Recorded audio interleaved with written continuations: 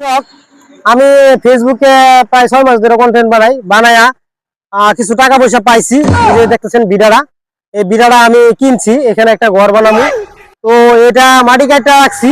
তো আসেন side pad এগুলো সব দেখাই, এদিকে আসেন। এই যে দেখেন, হ্যাঁ এটা মাটি কাটে রাখছি। আমি কেন রে? হ্যাঁ আমার বিড়া মধ্যে ভাই পায়খানা দোষিস তো পায়খানা করলাম। আমি ফেসবুকে টাকা দিয়া জমিন কিনছি, তোর পায়খানা করার লাগিয়া পায়খানা করছিস, এত জরিমানা হইব। ভাই পায়খানার চাপ দিস তো সহ্য করে হারাবেছি না ভাই।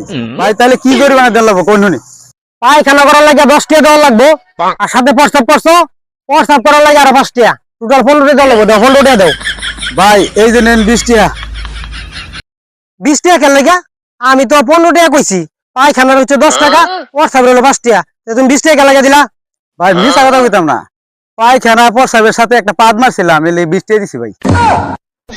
বাইগান